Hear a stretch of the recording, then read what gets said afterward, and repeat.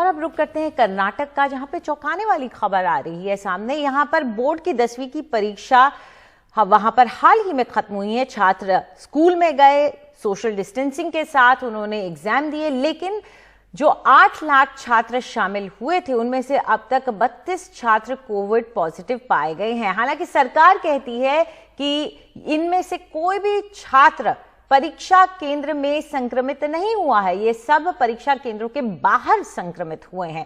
संक्रमित छात्रों को परीक्षा देने की इजाजत उनका कहना है कि नहीं दी गई, और सभी छात्र जो संक्रमित पाए गए हैं वो बाद में नवंबर में अपनी परीक्षा दोबारा दे सकते हैं और इन्हें सप्लीमेंट्री की श्रेणी में नहीं रखा जाएगा। लेकिन सवाल ये भी है कि कोविड के दौरान आखिर कर्नाटक के एग्जाम्स करने की जरूरत क्या हो गई थी। और इस पर ज्यादा चर्चा के लिए सीधा रुख करते हैं निहाल किदवई का। निहाल, हालांकि सरकार यह दावा कर रही है कि इनमें से कोई भी जो 32 छात्र हैं वो परीक्षा केंद्र में संक्रमित नहीं हुए, तो जैसे कि हम ये दावे के साथ नहीं कह सकते कि वो वहां संक्रमित हुए हैं, उसी तरह से ये दावे के साथ नहीं कहा जा सकता कि वो परीक्षा केंद्र में संक्रमित नहीं हुए हैं।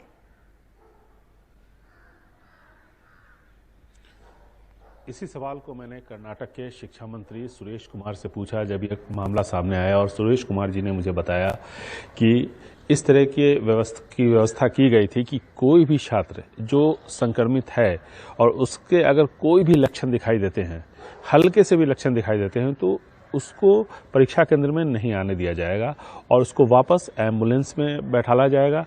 जो प्राथमिक चिकित्सा केंद्र जो जिले में बने होते हैं वहां ले जाया जाएगा, या दूसरे जो डेजिग्नेटेड हॉस्पिटल है वहां ले जाया जाएगा, और उसके बाद जांच के बाद उसको घर भेज दिया जाएगा। अगर उसकी तबीयत सही पाई जाती है, अगर पॉजिटिव होता है, तो फिर उसके जो नियम है, जो SOP है, उसको फॉलो किया जाएगा। और उनका यह कहना है कि हमने 2 से 3 स्तर पर इसकी स्क्रीनिंग की थी, इसलिए जो भी छात्र जिनमें भी थोड़ा भी लक्षण पाया गया था, जैसे ही परीक्षा केंद्र के पास आए उनकी जांच की गई, उनको पाया गया कि इनमें थोड़े भी लक्षण है, जैसे कोई अगर किसी को सर्दी थी, किसी को खांसी थी, किसी को बुखार था, या इस तरह के कोई भी लक्षण अगर दिखाई दे रहे थे, कोई अगर कमजोर दिख रहा था, तो उसको फौरन वहीं पर रोक दिया गया, उसको परीक्षा केंद्र के अंदर भी नहीं जाने दिया गया। इसलिए शिक्षा मंत्री का यह कहना है कि वो दावे के साथ कह सकते हैं और इस पर इन्हें किसी तरह का कोई संदेह नहीं है। और इस वजह से भी कि देखिए, जब इस परीक्षा की बात हुई तो काफी सरकार पर दबाव था, मामला अदालत तक गया और वहां यह बताया गया कि ऐसे हालात में अगर परीक्षा करवाई जाएगी तो बहुत सारे जो छात्र हैं, 8 लाख के आसपास छात्र यहाँ पर परीक्षा दे रहे होंगे, और ऐसे में उनके जिंदगी के साथ खिलवाड़ के बराबर होगा।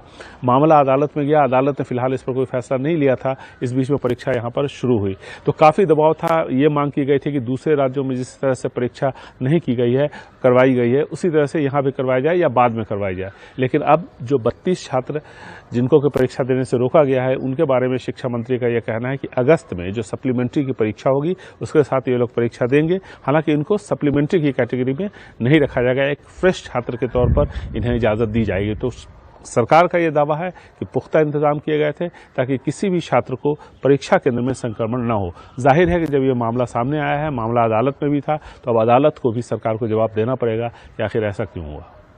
पूरी जानकारी के लिए शुक्रिया आपका। तो उम्मीद यही करते हैं कि छात्र जिन्होंने भी 8 लाख छात्र जिन्होंने एग्जाम दिया वो पूरी तरह से सुरक्षित हैं।